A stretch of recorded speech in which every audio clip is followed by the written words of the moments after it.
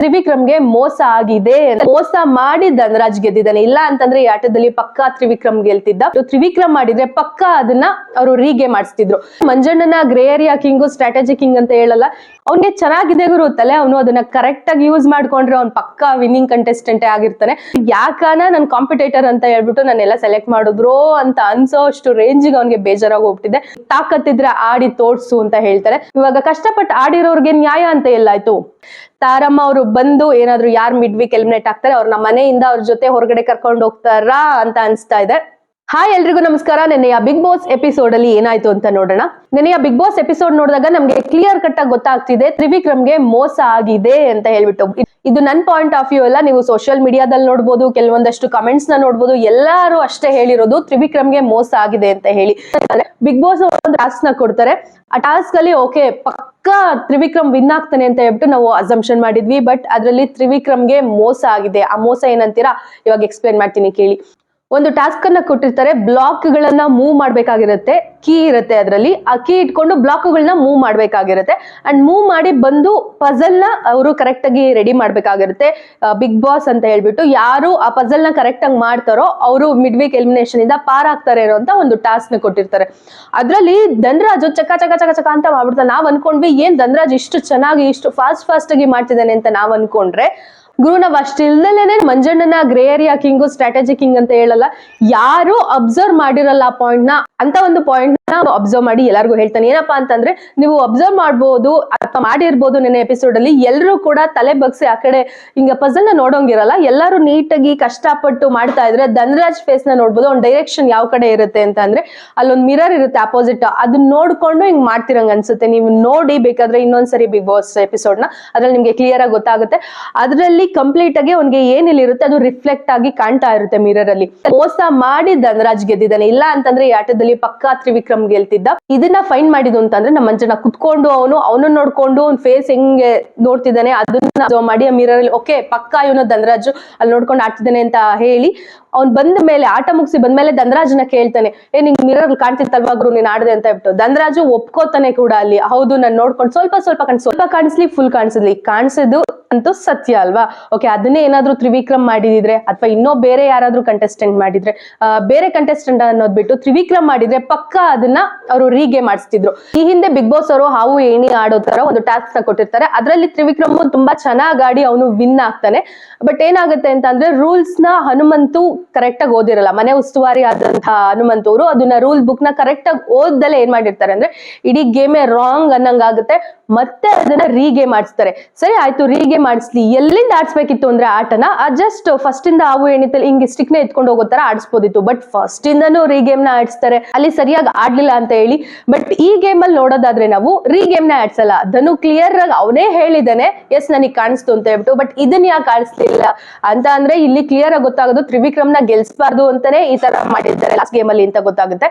ಈ ಗೇಮ್ ಅಲ್ಲೂ ಅಷ್ಟೇ ತುಂಬಾ ಮೋಸ ಆಗಿದೆ ತ್ರಿವಿಕ್ರಮ್. ಇಲ್ಲಾಂದ್ರೆ ಪಕ್ಕ ಅವನು ಗೇಮ್ ಅಲ್ಲಿ ವಿನ್ ಆಗ್ತಿದ್ದ, ಪಾಯಿಂಟ್ಸ್ ಗಳನ್ನ ಕಿತ್ಕೊಳ್ತಿದ್ದ, ಪಾಯಿಂಟ್ಸ್ ನ ತಗೊಂಡು ಅವನು ಏನು ಇವಾಗ ಮಿಡ್ ವೀಕ್ ಎಲಿಮಿನೇಷನ್ ಇದೆ ಅದರಿಂದ ಅವನು ಪಕ್ಕಾ ಪಾರಾಗ್ತಿದ್ದ ಅಂತಾನೆ ಹೇಳ್ಬೋದು. ಫಾರ್ ಎಕ್ಸಾಂಪಲ್ ಹಿಂದಿನ ಗೇಮ್ ಗಳಲ್ಲಿ ಭವ್ಯ ಜಾರನ ಎರಡ್ ಕೈಯಲ್ಲೂ ಹಿಡ್ಕೊಂಡಿರ್ತಾಳೆ, ಅವಾಗ ಬ್ಲೇಮ್ ಮಾಡಿದ್ದು ಉಸ್ತುವಾರಿಗಳನ್ನ. ಆಮೇಲೆ ಮಂಜಣ್ಣ ತ್ರಿವಿಕ್ರಮ್ ಗೇಮ್ ಆಡ್ಬೇಕಾದ್ರೂ ಅಲ್ಲೂ ಅಷ್ಟೇ ಕಡ್ಡಿ ಬಿದ್ಮೇಲೆ ಮಂಜಣ್ಣ ಹೊಡಿತಾನೆ, ಅಲ್ಲಿ ಬ್ಲೇಮ್ ಮಾಡಿದ್ದು ಉಸ್ತುವಾರಿಗಳನ್ನ. ಬಟ್ ಈ ಗೇಮ್ ಗಳಲ್ಲಿ ಉಸ್ತುವಾರಿನ ಅವ್ರು ಬ್ಲೇಮ್ ಮಾಡ್ತಿಲ್ಲ, ಡೈರೆಕ್ಟ್ ಆಟಗಾರರು ಯಾರು ಇರ್ತಾರೆ ಅವ್ರದ್ದು ತಪ್ಪು ಅಂತ ಹೇಳ್ಬಿಟ್ಟು ರೀಗೇಮ್ ಮಾಡಿಸ್ತಾರೆ. ಇದು ನ್ಯಾಯ ಅಲ್ಲ ಅಂತಾನೆ ಹೇಳ್ತೀನಿ. ನಿಜವಾಗ್ಲೂ ಮಂಜಣ್ಣ ಕಮ್ ಬ್ಯಾಕ್ ಮಾಡ್ದ ಅಂತಾನೆ ಹೇಳ್ಬೋದು. ಲಿಟ್ರಲಿ ಅವ್ನ್ ಚೆನ್ನಾಗ್ ಆಡ್ದಲೆ ಇನ್ನೊಬ್ರನ್ನು ಚೆನ್ನಾಗ್ ಆಡ್ಸಿ ಗೆಲ್ಸ್ತಾ ಅಂತಾನೆ ಹೇಳ್ಬೋದು. ಯಾಕೆಂದ್ರೆ ಒಂದು ರಿಂಗ್ ಹಾಕುವಂತಹ ಗೇಮ್ ನ ಕೊಟ್ಟಿರ್ತಾರೆ, ಅದ್ರಲ್ಲಿ ಮಂಜಣ್ಣ ತುಂಬಾ ಚೆನ್ನಾಗಿ ಆಡಿ ವಿನ್ ಆಗ್ತಾನೆ. ಇನ್ನೊಬ್ರು ಮೋಕ್ಷಿತಾ ಕೋ ಕಂಟೆಸ್ಟೆಂಟ್ ಆಗಿರ್ತಾಳೆ, ಅವಳಿಗೂ ಕಷ್ಟ ಕೆಲವೊಂದಷ್ಟು ಸ್ಟ್ರಾಟಜಿಗಳನ್ನ ಟೆಕ್ನಿಕ್ಗಳನ್ನ ಹೇಳ್ಕೊಡ್ತಾನೆ. ಆ ರಿಂಗ್ ನ ಹಿಂಗ್ ಹಿಡ್ಕೊಂಡು ಹಾಕು ಅಂತ ಹೇಳ್ಬಿಟ್ಟು ಅವಳು ಫಸ್ಟ್ ಟೈಮ್ ಒಂದಕ್ಕೆ ಹಾಕಿರ್ತಾಳೆ, ಅದಾದ್ಮೇಲೆ 20-30 ಟೈಮ್ಸ್ ಟ್ರೈ ಮಾಡಿದ್ರು ಆಗಿರಲ್ಲ. ಅವಾಗ ನಮ್ ಸ್ಟ್ರಾಟಜಿ ಕಿಂಗ್ ಮಂಜಣ್ಣ ಏನ್ ಮಾಡ್ತಾರೆ ಹೇಳ್ಕೊಡ್ತಾರೆ, ನೀನ್ ಹಿಂಗ್ ಹಿಡ್ಕೊಂಡು ಹಾಕು ಕರೆಕ್ಟ್ ಆಗಿ ಹಾಕ್ತೀಯ ಅಂತ. ಬ್ಯಾಕ್ ಟು ಬ್ಯಾಕ್ 4 ರಿಂಗ್ಗಳನ್ನ ಮೋಕ್ಷಿತಾ ಹಾಕಿ ವಿನ್ ಆಗ್ತಾರೆ. ಸಖತ್ತಾಗಿ ಸ್ಟ್ರಾಟಜಿ ಮಾಡ್ತಾನೆ ನಮ್ ಮಂಜಣ್ಣ. ಅಂಡ್ ಅಣ್ಣ ತಂಗಿ ಒಂದಾದ್ರು ಅಂತ ಹೇಳ್ಬೋದು ಆ ಗೇಮ್ ಅಲ್ಲಿ ಸ್ಟ್ರಾಟಜಿನ ಮಾಡ್ಕೊಂಡು. ಅಂಡ್ ಗ್ರೇ ಏರಿಯಾ ಕಿಂಗ್ ಅಂತ ಹೇಳ್ಬಿಟ್ಟು ಹೆಂಗ್ ಹೇಳಿದಾರೆ ನೋಡಿ ನಮ್ಮ ಮಂಜಣ್ಣಂಗೆ, ಅವನೆಷ್ಟು ನೀಟಾಗಿ ಅಬ್ಸರ್ವೇಷನ್ ಇರುತ್ತೆ. ಅವ್ನಿಗೆ ಚೆನ್ನಾಗಿದೆ ಗುರು ತಲೆ, ಅವನು ಅದನ್ನ ಕರೆಕ್ಟ್ ಆಗಿ ಯೂಸ್ ಮಾಡ್ಕೊಂಡ್ರೆ ಅವ್ನು ಪಕ್ಕಾ ವಿನ್ನಿಂಗ್ ಕಂಟೆಸ್ಟೆಂಟೇ ಆಗಿರ್ತಾನೆ. ಬಟ್ ಅದನ್ನು ಡೈವರ್ಟ್ ಆಗ್ತಾನೆ ಅಂತ ಅನ್ಸುತ್ತೆ. ಡೈವರ್ಟ್ ಆಗ್ಬಿಟ್ಟು ಅವ್ನ ಆಟಗಳನ್ನ ಕಳ್ಕೊಳ್ತಿದ್ದಾನೆ ಅಷ್ಟೇ. ಅದನ್ನ ಬಿಟ್ರೆ ಒಳ್ಳೆ ಪ್ಲೇಯರು. ಅಂಡ್ ಮಂಜಣ್ಣನ್ ತಲೆ ಹೆಂಗಿದೆ ಅಂತಂದ್ರೆ ಮಾಸ್ಟರ್ ಮೈಂಡ್ ಅಂತಾನೆ ಹೇಳ್ಬೋದು. ಇವನ್ ಅವನು 3 ಜನನ ಸೆಲೆಕ್ಟ್ ಮಾಡ್ಬೇಕಾಗಿರುತ್ತೆ ಆಟ ಆಡೋದಕ್ಕೆ, ಅದ್ರಲ್ಲೂ ಎಷ್ಟು ಚೆನ್ನಾಗಿ ಅವನು ಸೆಲೆಕ್ಷನ್ ಮಾಡ್ಕೊಳ್ತಾನೆ ಅಂತಂದ್ರೆ ಎಲ್ಲಾ ಹುಲಿ ಹೆಬ್ಬುಲಿಗಳನ್ನೆಲ್ಲ ಸೈಡ್ ಅಲ್ಲಿ ಇಟ್ಬಿಟ್ಟು ಅವ್ನ ಆಟಕ್ಕೆ ಯಾರ್ ಬೇಕೋ ಅವ್ರನ್ನ ಸೆಲೆಕ್ಟ್ ಮಾಡ್ತಾನೆ. ಅಂಡ್ ಅವ್ನು ಕೊಡೋ ರೀಸನ್ಗಳು ಅಷ್ಟೇ ಎಷ್ಟು ಪ್ರಾಪರ್ ಆಗಿತ್ತು ಅಂತಂದ್ರೆ ನಾವು ಕ್ವಶನ್ ಮಾಡಂಗೆ ಇಲ್ಲ ಅವನಿಗೆ, ಅಷ್ಟು ನೀಟಾಗಿ ಅವನು ರೀಸನ್ ಕೊಟ್ಟ. ಗೌತಮಿನ್ ಸೆಲೆಕ್ಟ್ ಮಾಡ್ದ, ಹಿಂದೆ ಅವ್ನು ಹೇಳಿದ್ದ ಅವನಿಗೆ ನೀರಂದ್ರೆ ಭಯ ಇರುತ್ತೆ, ಹಂಗಾಗಿ ನಾನ್ ಕೂತ್ಕೊಂಡೆ ಒಳಗಡೆ ಅಂತ ಹೇಳ್ತಾನೆ. ಬಟ್ ಇವಾಗ ಎಷ್ಟು ನೀಟಾಗಿ ಕೊಟ್ಟಿರ್ತಾನೆ ಅಂತ ಅಂದ್ರೆ ರೀಸನ್, ಅವರಿಗೆ ನೀರಂದ್ರೆ ಭಯ ಇಲ್ಲ ಅಂತ ಹೇಳಿದ್ರು, ಹಂಗಾಗಿ ಆಡ್ಲಿ ಈ ಗೇಮ್ ನ ಅಂತ ಹೇಳ್ಬಿಟ್ಟು ನಾನು ಕೊಟ್ಟೆ ಅಂತ ಹೇಳ್ತಾರೆ. ಅಲ್ಲಿ ನಾವು ಮಾತಾಡಂಗಿಲ್ಲ. ಧನರಾಜ್ನ ಸೆಲೆಕ್ಟ್ ಮಾಡ್ತಾರೆ, ಮೋಕ್ಷಿತ್ ಅವ್ರನ್ನ ಸೆಲೆಕ್ಟ್ ಮಾಡ್ತಾರೆ, ಯಾರು ಅವನಿಗಿಂತ ಸ್ವಲ್ಪ ವೀಕ್ ಅನ್ಸುತ್ತೆ ಅವ್ರನ್ನ ತಗೊಂಡು ಅವನು ಗೇಮ್ ಆಡೋದಕ್ಕೆ ಹಾಕೊಳ್ತಾನೆ. ಇನ್ನ ರಜತ್, ಭವ್ಯ ಅಂಡ್ ವಿಕ್ರಮ್ ಗೊತ್ತು ಅವನಿಗೆ ಇವ್ರು ಬಂದ್ರೆ ಏನೋ ಆಗುತ್ತೆ ಅಂತ ಹೇಳ್ಬಿಟ್ಟು ಯಾವಾಗ್ಲೂ ಅಷ್ಟೇ ಹೆಬ್ಬುಲಿಗಳ ಮೇಲೆ ಹೋರಾಡಕ್ಕೆ ಹೋಗಲ್ಲ ಅವನು. ಓಕೆ ನನ್ಗೆ ಯಾರು ಬೇಕೋ ಅವ್ರನ್ನ ತಗೊಂಡ್ತಾನೆ, ಚೆನ್ನಾಗ್ ಆಡ್ತಾನೆ, ಗೇಮ್ ಮುಗಿಸ್ತಾನೆ. ತುಂಬಾ ಒಳ್ಳೆಯ ಮಾಸ್ಟರ್ ಮೈಂಡ್ ಅಂತಾನೆ ಹೇಳ್ಬೋದು ನಮ್ಮ ಮಂಜಣ್ಣನ. ತ್ರಿವಿಕ್ರಮ್ ಮುಖ ಅಂತೂ ನೋಡಕ್ ಆಗ್ತಿಲ್ಲ ಗುರು. ಮೊನ್ನೆಯಿಂದನು ಎಷ್ಟು ಉರ್ಕೊಂಡ್ಬಿಟ್ಟಿದ್ದಾನೆ ಅಂತಂದ್ರೆ ಅಷ್ಟು ಫ್ರಸ್ಟ್ರೇಟೆಡ್ ಆಗಿದ್ದಾನೆ. ಆ ಫ್ರಸ್ಟ್ರೇಷನ್ ಎಲ್ಲ ತಗೊಂಡೋಗ್ ಒಳ್ಳೆ ಡಸ್ಟ್ಬಿನ್ ತರ ಭವ್ಯನ್ ಮೇಲೆ ಆಗ್ತಾ ಇದ್ದಾನೆ. ಭವ್ಯ ಅಂತ ಪಾಪ ಅವಳು ಸಹಿಸ್ಕೊಂಡು ಆಕ್ಚುಲಿ ಅವಳು ಕರೆಕ್ಟ್ ಆಗಿ ಹೇಳ್ತಿದ್ರೆ ಎಲ್ಲಾ ಮಾತನ್ನು ಅಷ್ಟೇ. ಇಲ್ಲ ನಿಮ್ದು ರಾಂಗ್ ಅಂತಂದ್ರೆ ಇಲ್ಲ, ನಿನ್ನೆನೂ ಹಂಗೆ ಮಾಡ್ದೆ, ಇವತ್ತು ಹಂಗೆ ಮಾಡ್ದೆ ಅಂತ ಹೇಳ್ಬಿಟ್ಟು ತಗೊಂಡೋಗಿ ಫ್ರಸ್ಟ್ರೇಷನ್ ಬಾಕ್ಸ್ ಒಳಗಡೆ ಫ್ರಸ್ಟ್ರೇಷನ್ ಆಗ್ತಂಗೆ ಎತ್ತೆ ಭವ್ಯನ್ ಮೇಲೆ ಅವನು ಹಾಕ್ತಾ ಇದ್ದಾನೆ. ಇನ್ ಯಾರ ಮೇಲೆ ಹಾಕಿದ್ರು ಅವ್ನ ಕೋಪನ ಯಾರು ಸಹಿಸ್ಕೊಳ್ಳಲ್ಲ, ಇರೋದು ಒಬ್ರೆ ಭವ್ಯ. ಸೊ ಭವ್ಯನ್ ಮೇಲೆ ಹೋಗ್ಬಿಟ್ಟು ಎಗರಾಡ್ತಾನೆ ಅವನು. ಯಾಕೆ ಅಂತಂದ್ರೆ ಎಸ್ ಅವನು ಲಾಸ್ಟ್ ಗೇಮ್ ಅಲ್ಲೂ ವಿನ್ ಆಗಿದ್ರು, ಅದು ರೀಗೇಮ್ ಮಾಡಿಸಿ ಅದ್ರಲ್ಲೂ ಕಳ್ಕೊಳ್ತಾನೆ. ಅಂಡ್ ಯಾರು ಅವನನ್ನ ಕರ್ಕೊಂತಾನೆ ಇಲ್ಲ ಗೇಮ್ ಆಡೋದಕ್ಕೆ. ಹಂಗಾಗಿ ಅವ್ನಿಗೆ ಹೆಂಗ್ ಅನ್ಸ್ಬಿಟ್ಟೈತೆ ಅಂದ್ರೆ ಗುರು ಯಾಕಾನ ನನ್ ಕಾಂಪಿಟೇಟರ್ ಅಂತ ಹೇಳ್ಬಿಟ್ಟು ನಾನೆಲ್ಲ ಸೆಲೆಕ್ಟ್ ಮಾಡಿದ್ರು ಅಂತ ಅನ್ಸೋ ಅಷ್ಟು ರೇಂಜಿಗೆ ಅವ್ನಿಗೆ ಬೇಜಾರಾಗಿ ಹೋಗ್ಬಿಟ್ಟಿದೆ. ಆ ಮಾತಿನ ಮಧ್ಯೆ ಏನಾಗುತ್ತೆ ಅಂತ ಅಂದ್ರೆ ಭವ್ಯ ಹೇಳ್ತಾಳೆ ನಿನಗೆ ತಾಕತ್ತಿದ್ರೆ ಆಡಿ ತೋರ್ಸು ಅಂತ ಹೇಳ್ತಾರೆ. ಈ ಸರದಿ ಒಂದು ಟಾಸ್ಕ್ ಗಳು ಏನಿರುತ್ತೆ ಅದು ಇವತ್ತಿಗೆ ಅಂತ್ಯ ಆಗಿದೆ ಅಂತಾನೆ ಹೇಳ್ಬೋದು. ಸರದಿ ಗೇಮ್ ಅಲ್ಲಿ ಬಿಗ್ ಬಾಸ್ ಏನ್ ಟಾಸ್ಕ್ ಗಳನ್ನ ಕೊಟ್ಟಿರ್ತಾರೆ ಅದು ಲಾಸ್ಟ್ ಅಂತ ಹೇಳ್ಬೋದು. ಆ ಸರದಿ ಟಾಸ್ಕ್ ಗಳು ಮುಕ್ತಾಯಗೊಂಡಿದೆ. ಲಾಸ್ಟ್ ಅಲ್ಲಿ ಒಂದು ಸರ್ಪ್ರೈಸಿಂಗ್ ಫ್ಯಾಕ್ಟರ್ ಅಂತಾನೆ ಇಟ್ಟಿರ್ತಾರೆ ಅಂತಾನೆ ಹೇಳ್ಬೋದು. ಏನಂತಂದ್ರೆ ಯಾರು ಲಾಸ್ಟ್ ಒಂದು ಟಾಸ್ಕ್ ಅಲ್ಲಿ ವಿನ್ ಆಗ್ತಾರೆ ಅವರಿಗೆ 100 ಪಾಯಿಂಟ್ಸ್ ಪ್ಲಸ್ ಅವ್ರಿಗೆ ಯಾರು ಇಷ್ಟ ಆಗ್ತಾರೋ ಅವ್ರು ತಗೊಂಡಿರುವಂತಹ ಮಾರ್ಕ್ಸ್ ಅಲ್ಲಿ 50% ಮಾರ್ಕ್ಸ್ ಇವರಿಗೆ ಕನ್ಸಿಡರ್ ಆಗುತ್ತೆ. ಬಟ್ ಲಾಸ್ಟ್ ಗೇಮ್ ಅಲ್ಲಿ ನಮ್ಮ ಧನರಾಜ್ ಅವರು ವಿನ್ ಆಗ್ಬಿಟ್ಟು 425 ಅಂತ ಅನ್ಸುತ್ತೆ ಅವ್ರು ತಗೊಳ್ಳೋಂತಹ ಒಂದು ಮಾರ್ಕ್ಸ್. ಅದರಲ್ಲಿ ಲೀಸ್ಟ್ ಇರೋದು ರಜತ್ 25 ಮಾರ್ಕ್ಸ್ ತಗೊಂಡಿರ್ತಾನೆ. ಆಮೇಲೆ ನಮ್ಮ ತ್ರಿವಿಕ್ರಮ್ 75 ಮಾರ್ಕ್ಸ್ ನ ತಗೊಂಡಿರ್ತಾರೆ. ಅದ್ ಬಿಟ್ರೆ ಇನ್ನ ಲೀಡ್ ಅಲ್ಲಿ ಇರೋದು ಅಂತ ಅಂದ್ರೆ ಭವ್ಯ ಲೀಡ್ ಅಲ್ಲಿ ಇರ್ತಾರೆ, ಮೋಕ್ಷಿತಾ ಇರ್ತಾರೆ, ಅಂಡ್ ಬಂತು ಅಂತಂದ್ರೆ ಲೀಸ್ಟ್ ನಮ್ ಗೌತಮಿ ಅವ್ರು ಇರ್ತಾರೆ. ಅವನು ಧನರಾಜು ಭವ್ಯ ಅವರಿಂದ ಮಾರ್ಕ್ಸ್ ಗಳನ್ನ 50% ಮಾರ್ಕ್ಸ್ ನ ತಗೊಂಡು ಟೋಟಲ್ 425 ಆಗಿ ಮಿಡ್ ವೀಕ್ ಎಲಿಮಿನೇಷನ್ ಇಂದ ಪಾರ್ ಆಗ್ತಾನೆ. ಲಾಸ್ಟ್ ಅಲ್ಲಿ ಏನು ಸರ್ಪ್ರೈಸಿಂಗ್ ಫ್ಯಾಕ್ಟರ್ ಅಂತ ಇತ್ತು, ದಟ್ಸ್ ಫೈನ್, ಓಕೆ ಅದು ಚೆನ್ನಾಗಿ ಹೇಳಿದ್ದಾರೆ. ಬಟ್ ಏನಂತ ಅಂದ್ರೆ ಮೋಸ ಆಯ್ತು ಉಳಿದಿರೋ ಕಂಟೆಸ್ಟೆಂಟ್ಸ್ ಏನಿದೆ ಅವ್ರಿಗೆಲ್ಲರಿಗೂ ಮೋಸ ಆಯ್ತು ಅಂತ ಅನ್ಸುತ್ತೆ. ಯಾಕೆ ಅಂತಂದ್ರೆ ಟಾಸ್ಕ್ ಗಳನ್ನ ಫಸ್ಟ್ ಇಂದನೂ ತುಂಬಾ ಚೆನ್ನಾಗಿ ಆಡ್ಕೊಂಡ್ ಬಂದಿದ್ದಾರೆ. ಅವ್ರು ಮಾರ್ಕ್ಸ್ ಗಳನ್ನ ತಗೊಂಡಿದ್ದಾರೆ, ಹೊಡೆದಾಡಿ ಬರ್ದಾಡಿ ಗುದ್ದಾಡಿ ಕೈಗೆ ನೋವು ಮಾಡ್ಕೊಂಡು ಏನೇನೋ ಮಾಡಿ ಅವ್ರು ಮಾರ್ಕ್ಸ್ ಗಳನ್ನ ತಗೊಂಡಿದ್ದಾರೆ. ಬಟ್ ಇಲ್ಲಿ ಲಾಸ್ಟ್ ಅಲ್ಲಿ ಬಿಗ್ ಬಾಸ್ ಅವರು ಏನೋ ಒಂದು ಟಾಸ್ಕ್ ನ ಕೊಟ್ಬಿಟ್ಟು ಅವರಿಂದ ಮಾರ್ಕ್ಸ್ ತಗೊಳ್ಳೋದು ಯಾಕೋ ನನ್ಗೆ ಅನ್ಫೇರ್ ಅಂತ ಅನ್ಸುತ್ತೆ. ಯಾಕೆ ಅಂತ ಅಂದ್ರೆ ಅಷ್ಟು ಜನಕ್ಕೂ ಲಾಸ್ಟ್ ಒಂದು ಟಾಸ್ಕ್ ನ ಕೊಡ್ಬೇಕಾಗಿತ್ತು.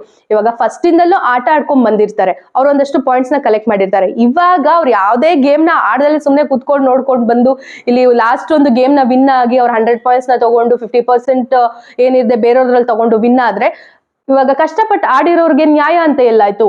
ಅವ್ರು ಎಷ್ಟು ಕಷ್ಟಪಡ್ತಾರೆ, ಸೊ ಅಲ್ಲಿ ಅವ್ರಿಗೆ ಬೇಜಾರಂತೂ ಖಂಡಿತ ಆಗೇ ಆಗುತ್ತೆ. ಸೊ ಇದು ಯಾಕೋ ಸರಿಯಾದ ಡಿಸಿಷನ್ ಅಲ್ಲ ಅಂತ ನನ್ಗೆ ಅನ್ಸ್ತಿದೆ. ಈಗ ಫಾರ್ ಎಕ್ಸಾಂಪಲ್ ತ್ರಿವಿಕ್ರಮ್ 25 ಪಾಯಿಂಟ್ಸ್ ಇರುತ್ತೆ, ಅವನು ಟಾಸ್ಕ್ ನ ವಿನ್ ಆಗಿ 100 ಪಾಯಿಂಟ್ಸ್ ನ ತಗೊಳ್ತಾನೆ. 100 ಪಾಯಿಂಟ್ಸ್ ನ ತಗೊಂಡು ಇವಾಗ ಭವ್ಯ ಟಾಪ್ ಅಲ್ಲಿ ಇರೋದ್ರಿಂದ ಅವಳಿಂದ ಒಂದಷ್ಟು ಪಾಯಿಂಟ್ಸ್ ತಗೊಳ್ತಾನೆ ಅಂತ ಇಟ್ಕೊಳ್ಳಿ. ಇವಾಗ ತ್ರಿವಿಕ್ರಮ್ಗೆ ಜಾಸ್ತಿ ಬಂದಿರುತ್ತೆ, ಅವನೇ ಟಾಪ್ ಅಲ್ಲಿ ಇರ್ತಾನೆ. ಇವಾಗ ಭವ್ಯಂಗೆ ಏನ್ ನ್ಯಾಯ ಸಿಕ್ತು? ಭವ್ಯ ಅಷ್ಟಲ್ಲ ಕಷ್ಟಪಟ್ಟು ಆಡಿ ಅವಳು ಮಾರ್ಕ್ಸ್ ನ ತಗೊಂಡು ಏನ್ ಯೂಸ್ ಆಯ್ತು ಅವಳಿಗೆ? ಯೂಸ್ ಆಗಲ್ಲ. ಇಲ್ಲಿ ತ್ರಿವಿಕ್ರಮ್ ವಿನ್ ಆದಂಗ ಅನ್ಸುತ್ತೆ. ಸೊ ಇದು ಟೋಟಲಿ ಅನ್ಫೇರ್ ಆಗಿ ಆಡ್ಸಿರುವಂತಹ ಟಾಸ್ಕ್ ಅಂತ ನನ್ಗನ್ಸ್ತಿದೆ. ನನ್ಗನ್ಸಿದಿಷ್ಟೇ, ಟೋಟಲಿ ಏನು 7 ಮೆಂಬರ್ಸ್ ಇದಾರೆ ಅವ್ರ ಅಷ್ಟು ಜನಕ್ಕೂ ಟಾಸ್ಕ್ ಅನ್ನ ಕೊಟ್ಟು ನಿಮ್ ತಾಕತ್ ಏನಿದೆ ಅದನ್ನ ಪ್ರೂವ್ ಮಾಡ್ಕೊಳ್ರಪ್ಪ, ಏನಾದ್ರೂ ಮಾಡ್ಕೊಂಡು ವಿನ್ ಆಗ್ರಿ ಅಂತ ಹೇಳ್ಬಿಟ್ಟು ಕೊಡ್ಬೇಕಿತ್ತು. ಅದು ಒಂಥರ ಫೇರ್ ಡಿಸಿಷನ್ ಅಂತ ಅನ್ಸ್ತಿತ್ತು. ಫೇರ್ ಆಗಿ ಗೇಮ್ ಆಡ್ಸಿದ್ದಾರೆ ಬಿಗ್ ಬಾಸ್ ಅವರು ಅಂತಾನು ಅನ್ಸ್ತಿತ್ತು. ಬಟ್ ಇವಾಗ ಮಾಡಿದಂತಹ ಒಂದು ಏನು ಡಿಸಿಷನ್ ತಗೊಂಡಿದ್ದಾರೆ ಅದು ಕಂಪ್ಲೀಟ್ಲಿ ರಾಂಗ್ ಅಂತಾನೆ ಹೇಳ್ತೀನಿ. ಅಂಡ್ ಇವತ್ತೇನಪ್ಪಾ ಇದೆ ಅಂತ ಅಂದ್ರೆ ಒಬ್ರು ಮನೆಯಿಂದ ಹೊರಗಡೆ ಹೋಗ್ತಾರೆ ಅಂಡ್ ತಾರಮ್ಮ ಕೂಡ ಮನೆ ಒಳಗಡೆ ಬರ್ತಾರೆ. ಅಂಡ್ ಫಸ್ಟ್ ಆಫ್ ಆಲ್ ಅವ್ರಿಗೆ ಡಾಕ್ಟರೇಟ್ ಸಿಕ್ಕಿದೆ, ಡಾಕ್ಟರ್ ತಾರಮ್ಮ ಅಂತ ಹೇಳ್ಬೇಕು. ಅವ್ರಿಗೆ ಕಂಗ್ರಾಚುಲೇಷನ್ಸ್ ಅಂತ ಹೇಳ್ತೀವಿ ನಮ್ಮ ಯೂಟ್ಯೂಬ್ ಚಾನಲ್ ಇಂದ ಅಂತ ಹೇಳ್ತಾ. ಸಂಕ್ರಾಂತಿ ಸೆಲೆಬ್ರೇಷನ್ಸ್ ನಡೆಯುತ್ತೆ. ಆ ಸಂಕ್ರಾಂತಿ ಸೆಲೆಬ್ರೇಷನ್ಗೆ ಡಾಕ್ಟರ್ ತಾರಮ್ಮ ಅವ್ರು ಬರ್ತಾರೆ. ಬಂದು ಅವ್ರಿಗೆಲ್ಲರಿಗೂ ಏನೇನ್ ಮನಸ್ತಾಪಗಳಿದೆ ಅದನ್ನೆಲ್ಲ ದೂರ ಮಾಡಿಸ್ತಾರೆ. ಅಂಡ್ ಇದ್ರಲ್ಲಿ ನಾವು ಖುಷಿ ವಿಚಾರ ಒಂದ್ ಕಡೆ ನೋಡೋದಾದ್ರೆ ಇನ್ನೊಂದ್ ಕಡೆ ಎಲ್ಲೋ ಅನ್ಸ್ತಾ ಇದೆ.